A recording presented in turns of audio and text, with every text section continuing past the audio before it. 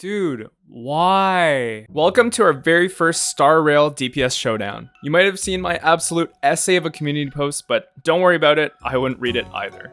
I've added timestamps for your benefit, so if you're only looking for the showcase, feel free to skip ahead. This idea was inspired by I Win to Lose Gaming. I asked him if using DPS Showdown in the title was okay, and he had no problem with it, so if you are watching, thank you very much. Make sure to check him out though, he's an amazing content creator, but I'm sure you've seen his videos already.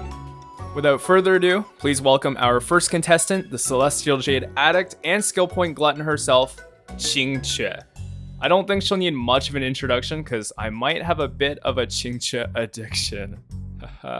She's got a solid 63-188 crit ratio, rocking our favorite general's signature light cone, 4-piece quantum, 2-piece Salsodo, on a crit rate body, attack boots, quantum orb, and attack rope. She's one of my best built characters, pretty much fully maxed out, and she's at E6. Our challenger is none other than the Dragon Dispenser himself, Imbibitor Lunae. For my sanity, I'll be abbreviating his name to Daniel or IL at times.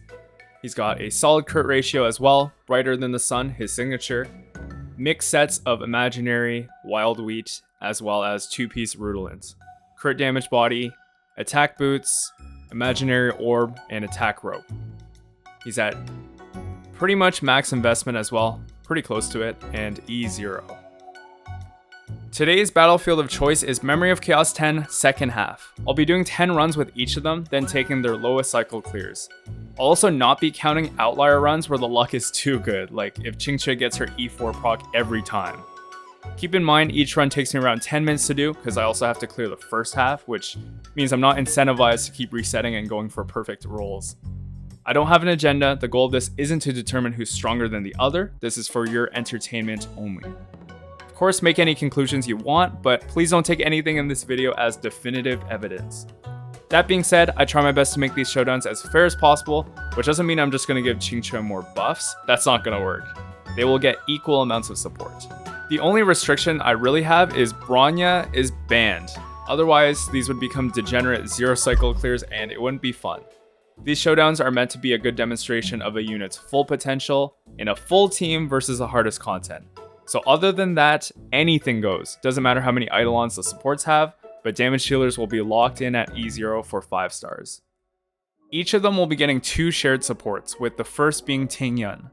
She'll be on Dance Dance Dance to help with giving them more actions, and she's got 4-piece hacker space, 2-piece fleet. Hopefully this HP orb will help her survive. She's at Eidolon 6. Luocha will be our solo sustain character of choice. He's got a signature light cone at S1, and I've made it a point to put him on full healer gear so he won't be contributing any damage. He is my most wailed character at E6, but this isn't about him, it's not a Luocha showcase. I only want these runs to be as comfy as possible because I'm already spending hours doing the runs and I don't want to be resetting for more. He's only here to ensure I can survive. Imbibitor Lunae will get his best in slot support, Yukong. She's running Planetary Rendezvous at S5, which, when combined with her A4 trace, will give the entire team 36% more imaginary damage. This is basically just giving an imaginary orb to everyone, which is just crazy. Qingque will be getting Silver Wolf. The main goal, of course, is to implant quantum weakness on enemies. She's got her signature light cone. Now, I've given her a defense orb at level 6, so similarly to Yukong, I don't want the supports to do any meaningful damage. They won't. And also, this offsets Silver Wolf being at E2, so I would say all things considering, the teams are pretty even, and the only difference will be how Imbibitor Lunae and Qingque perform. With all that out of the way, let's get on with the show.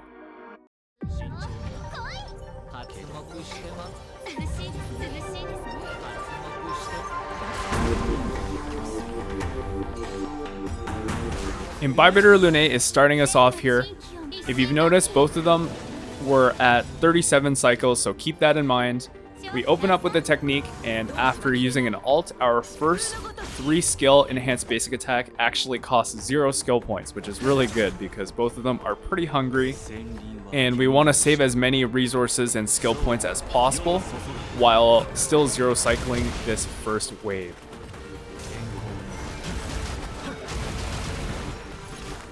So right here, I don't take out the left Mara Struck Soldier, and I make a little bit of an inefficient play. In every single run I did though, we had no problem clearing this first cycle without taking an entire cycle.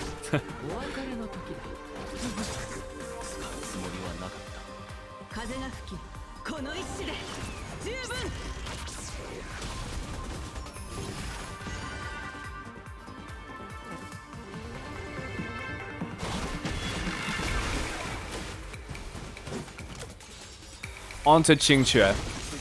She does have a little bit of an advantage here because there are 4 targets. Imbibitor Lunae can only hit 3 at once, but her ult actually targets every single one with the same damage multiplier, which is a pretty good thing. So all we need to do is make sure we get the Mara Struck soldiers to revive and then take them out. We did get an E4 proc here, and it doesn't really matter because if we crit on this guy, we wouldn't have gotten the E4 going off anyway. But it still works in our favor, and this side we actually get to save a lot of skill points, which is really good.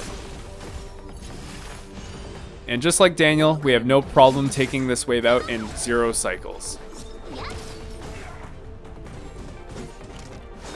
As expected, Tingyun takes the first hit, of course, but not an issue. These enemies are pretty much ideal for Imbibitor Lunae. He just gets to farm these, and you're about to see it.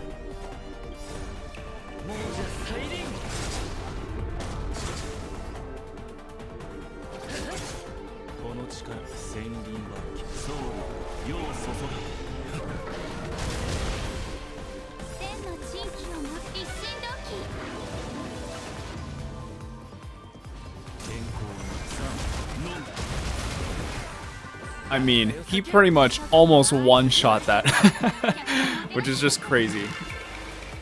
Yeah, we'll have no problem here. We can also save some skill points if we want, but this time we decide to go ahead and use a skill on Imbibitor Lunae. We get the Imprison, which is nice, and then we can just finish it off with a 0 skill basic attack. Now, how does Qingque do against this side? Honestly, even if we don't get the Quantum Implant from all the runs I did, I found that it didn't matter, at least when it was just this one guy. When it did get to Kafka though, getting the getting at least 1 implant was really important. We still get it either way, and this should make this run a little bit smoother for our favorite gacha gremlin.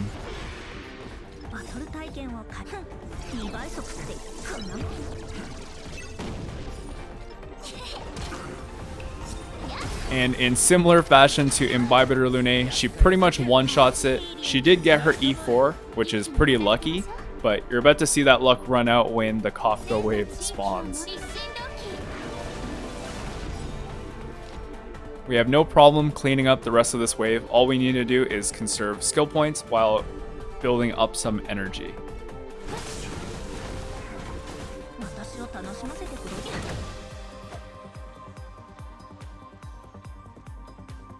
I actually do something different here. I pre-stack the shield on Qingque. It doesn't really matter for damage purposes, but it just makes this run comfier, just in case she gets targeted by Kafka. And as you can see, there is so much incoming damage from both these enemies.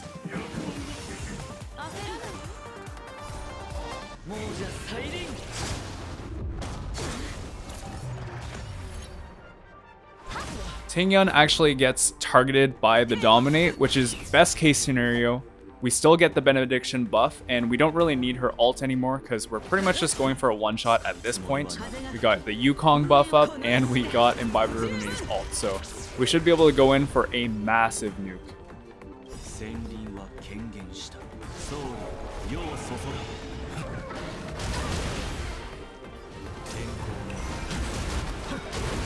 Look at that damage.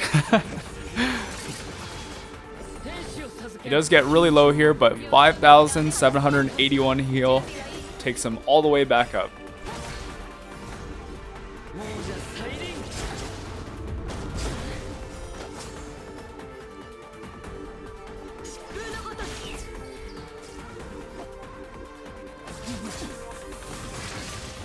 We're going to be able to use another 3 skill enhanced basic attack. and get just enough energy to ult, and this way we clear Memory of Chaos 10 second half, no problem, in 2 cycles. Let's see how Qingque measures up. It goes without saying that Qingque is also a little bit more susceptible to damage. She's got lower health, she does have more defense, but again, she's an erudition character. Now, something really unfortunate happens here. She gets targeted by Dominate, and that sends her all the way back down to the next cycle. So things aren't looking good for Qingque here. We can't do anything about it. We can't bring her up, so we pretty much just lost the cycle because she couldn't move. Hopefully though, it won't make too much of a difference in the total clear time or total cycle time.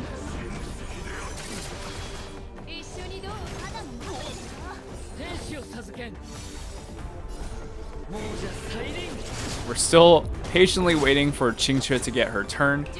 And again, luck is a little bit not on our side. We did get the double quantum implant, but you'll see here what happens. We get 4 of a kind, which is not really good. So we're going to use our ult to dump it. That way, on her next turn, we can use her skills to increase her damage, which we want to do. We don't want to just cast an enhanced basic without using her skill at all. It's a total DPS loss. Tingyun comes in clutch here with her dance, advancing everyone's actions forward. Doesn't actually advance them in front of both of these elites, so we're going to eat a lot of damage here, but shouldn't be an issue. It's pretty low.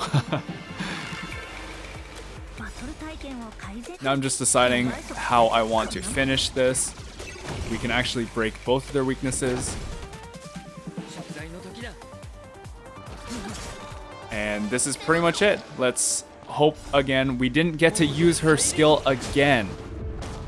So we have this one chance to clear it, otherwise this cycle ends.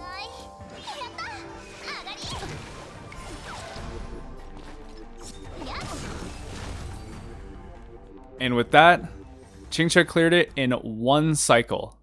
Just wanted to remind you real quick that if you enjoyed this video, make sure to leave a like and subscribe. It helps me out a lot. Only 11.2% of you are from the last week, but we are going up and I appreciate all of your support. So what actually happened here? Because Imbibitor Lunae took 2 cycles while Qingque took 1. Across all my runs, Imbibitor Lunae took 2 cycles with only a single run where he got dominated, and that took 3. Qingque, on the other hand, had multiple runs where she took 1 or 2 cycles, and also only 1 run where she took 3. That's when she got dominated as well. Now, I don't think this is a matter of Qingque being stronger. The entire fight was more suited to Imbibitor Lunae. I also don't think this has anything to do with Silverwolf or Yukong's differences, and I'll show you what I mean. Qingque, in most of my runs, often got to act like just 1 turn before the cycle ended, all thanks to her A6 bonus trace. So while in technicality, Qingque won this battle, they actually took the same amount of turns. It's just that Qingque was slightly faster in the end. Overall, I can definitely say that Imbibitor Lunae is extremely consistent and predictable, while Qingque has possibly a higher ceiling, but it can definitely go south too. And that concludes our very first DPS Showdown of Honkai Star Rail. Let me know in the comments what you want to see or who you want to see next. Of course, any feedback on this video is also appreciated.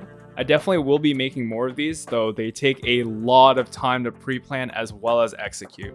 I was going to make some fun infographics that show how many turns passed, skill points were used, highest damage, total damage, and all that fun stuff, but I thought I'd keep the editing more simple just for this first one. And with that being said, thank you so much for watching. I will see you next time.